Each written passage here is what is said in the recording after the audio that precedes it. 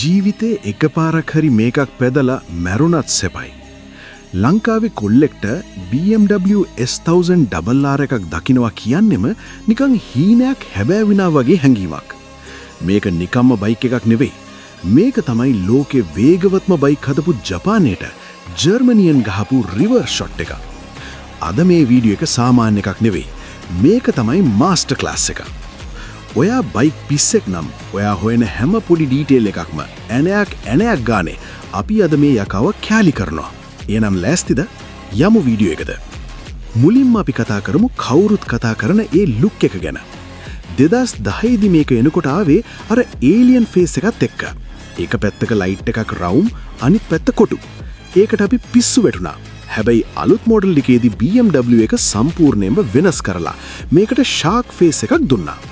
හොඳට බලන්න. හරියට කේන්ති ගිය මෝරෙක් වගේ. මෙතන වැදගත්ම දේ තමයි මේ ඉස්සරහා තියෙන වින්ග්ලට්ස්. මේව නිකන් ලස්සනට දාපුවා නෙවෙයි. ඔයා 300 කිලෝමීටර වගේ වේගයෙන් යනකොට මේ වින්ග්ලට්ස් දෙකෙන් කිලෝ 16කට වඩා ඩවුන් ෆෝස් එකක් හදනවා. ඒ කියන්නේ ලිටරලි බයික් එක පොරවට තද කරනවා හුළඟ කපාගෙන යන්න. තව දෙයක්. මේකේ පස්සේ පැත්තේ සාමාන්‍ය බයික් වල වගේ ට්‍රැඩිෂනල් ටේල් ලයිට් ස්ක්‍රිප් එකක් වෙන් කරලා නැහැ. දැක්කද? මේකේ බ්‍රේක් ලයිට් ෆන්ක්ෂන් එක ඉන්ටිග්‍රේට් වෙලා කිලින්ම ඉන්ඩිකේටර්ස් එක්කමයි වැඩ කරන්නේ. ඒක මාරම ක්ලීන් ලුක් එකක් බයික් එකට දෙන්නේ. හරි. දැන් තමයි හොඳම හරිය. මේ බයික් එකේ ආත්මය. 999cc ඉන්ලයින් 4 සිලින්ඩර් එන්ජින් එක. මෙතන ඔයා දැනගන්න ඕන වචනේ තමයි BMW shift cam. ගොඩක් අය හිතන් ඉන්නේ මේක යම් RPM එකකදී නිකම් ස්විච් එකක් දැම්මා වගේ මාරු වෙනවා කියලා. නෑ. ඇත්තටම වෙන්නේ RPM 9000 රේන්ජ් එකට ආවම ඔයා throttle එක දෙන විදිහට සහ රයිඩ් කරන විදිහට BMW සිස්ටම් එක ඩිසයිඩ් කරනවා cam profile එක මාරු කරන්න. ඔයා හෙමින් යනකොට මේක සාමාන්‍ය බයික් එකක් වගේ හරිම ස්මූත්. ටෝක් එක අඩුවට හොඳට පාලනය කරන්න පුළුවන්. හැබැයි ඔයා throttle එක කරකවලා අර රේන්ජ් එකට ආපු ගමන් cam එක මාරු වෙලා රේස් මෝඩ් එකට වැටෙනවා. අන්න එතකොට තමයි අර හංගල තියෙන අශ්ව බල 207 මේලියට පනින්නේ. මේකේ ඇතුලේ තියෙන්නේ ටයිටේනියම් වැල්ව්ස්. ඒ වගේම ඒවා ඇතුළ හාරලා බර අඩු කරලා තියෙන්නේ.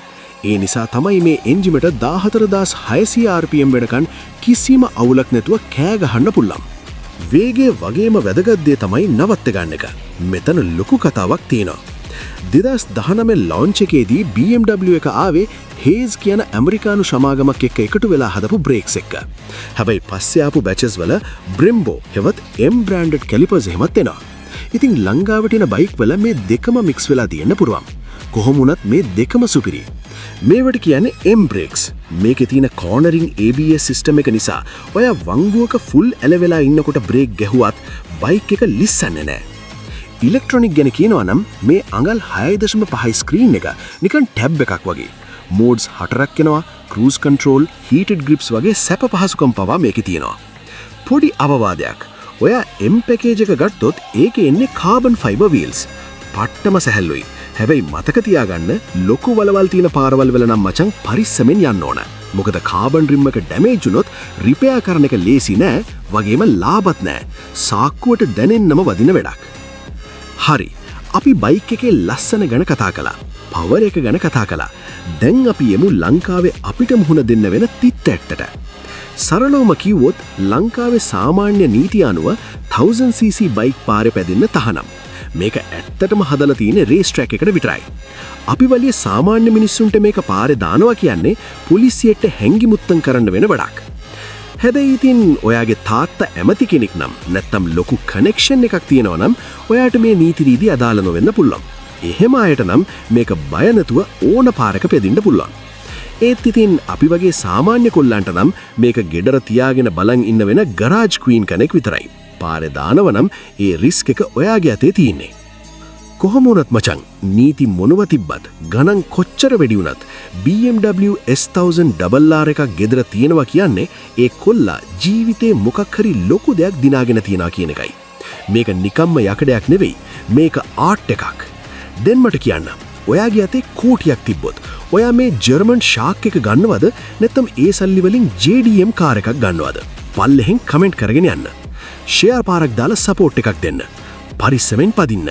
හෙල්මට් එක දාන්න අමතක කරන්න එපා. ජය වේවා.